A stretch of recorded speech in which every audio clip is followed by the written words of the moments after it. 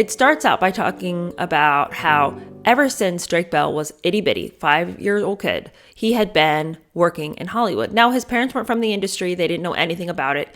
As he says, he and his dad, who did most of the work together, were just flying by the seat of their pants. His dad was his manager. His parents were divorced, but his mom was fine with him being in the industry. She liked the idea, and it was a real bonding experience for both Drake Bell and his dad. Drake would get out of school at 3:30 in the afternoon as he became school-aged, and then they would go out to auditions until 10 and 11 o'clock at night. But they loved it. Every day they did this. It was Groundhog Day for them. Go to school, go to auditions, go to sleep, do it again. And he had the stamina for it. He enjoyed it. He never felt put upon. He never felt stressed out about it. And probably because he and his dad did have such a good relationship. And he was getting commercials. As the 90s progressed, he was getting bit parts on different sitcoms. He was on Home Improvement. He was on Seinfeld. Then he gets on the movie Jerry Maguire. And so he's starting to get these parts. They're escalating more and more. The hope and dream was that one day he would get to be on a show and he'd actually be cast as a regular. Eventually that happened. They went for a casting call to Nickelodeon, and he did his audition. And as he was leaving, Dan Schneider came out of the room and said, "Hey, you're on the show. Amanda Bynes wants you." So that was his ticket in, and he went on the Amanda Bynes show. And so that's how he became a Nickelodeon regular.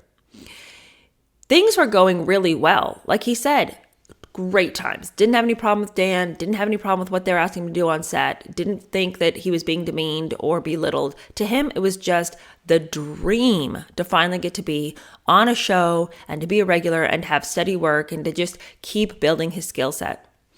Nickelodeon had been on the Paramount lot for a while, but then they moved over to Nickelodeon on Sunset. And Drake says, that the entire dynamics began to shift at that time.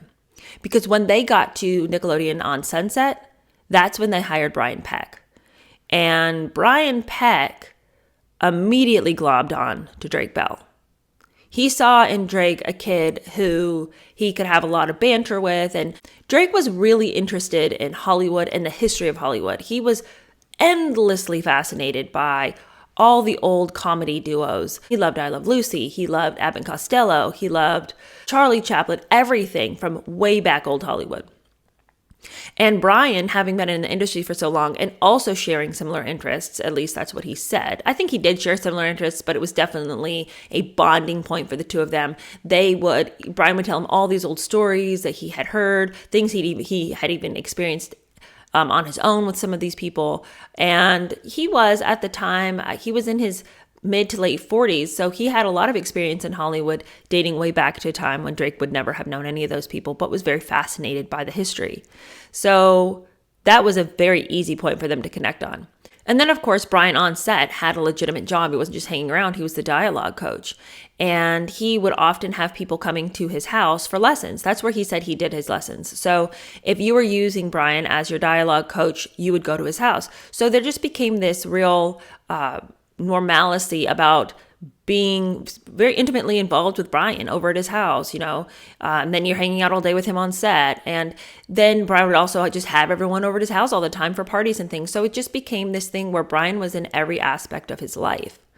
As he began to get older, Drake also was part of a band, and his dad, being his manager, would book him for these various spots around California. Some of them were very far away.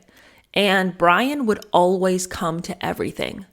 And Drake says that this was odd because, Dan Schneider would come to his shows, but only if they were really close and it wasn't like really inconvenient for him to go. But Brian, with a pack of all of his friends, all the friends of his own age, it's like the whole crew, would always show up wherever he was. And it was this constant familiarity with Drake when he didn't need to be hanging around Drake that really began to concern Drake's dad. Like, why was this guy always hanging around when he could be doing something else? If they were on set, he would always find himself in Drake's dressing room. He would always be helping Drake put something on when Drake could totally have done it by himself. If they were running lines, he would find some reason to touch Drake's shoulder, run his hand down Drake's arm, put his arm around his waist as they're like looking over lines together. And this really concerned Drake's dad, as it should. It should have concerned any parent. And he started to agitate a little bit with production about why in the world was this guy so familiar with his son. He didn't like it, and he really wanted Drake and Brian to have a little bit more of a professional relationship. He really wanted some distance created there. When he brought this up to production, they said, well, don't you know that Brian Peck is gay? And maybe you're just a little homophobic. Brian's a touchy-feely guy, and your concerns have really more to do with you and your phobias and your hatred for other people than it has to do with Brian. So maybe you should check yourself. And it was this concern and the voicing of this concern that caused Drake's dad to become ostracized. But before that even had started, Drake's dad had always been involved with whatever Drake was doing. Now, he was never interrupting production. He was never being loud, noisy, saying anything. But when all the other parents were hanging out in the green room, he made sure to keep eyes on his son. Because he says, people talked about how you had to watch your kid in this industry. It wasn't like a secret where nobody had ever heard of anybody hurting any kids. This, he said, the scuttlebutt was watch your kid on set. So he did.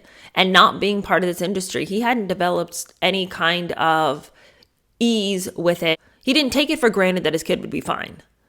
And so he always made sure that he had eyes on his son. And that's why he was able to pick up on the fact that this weirdo, this guy in his 40s, is constantly hanging around his son and finding reasons to touch his son. But voicing that was a mistake. He also wasn't shy about talking to Brian about, you need to back up off my kid.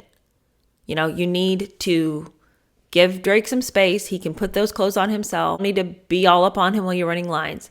And Brian immediately decided that the person he needed to get out of the way was Drake's dad. He has zeroed in on Drake, and he's going to get Drake. And if his dad's in the way, then get the dad out of the way.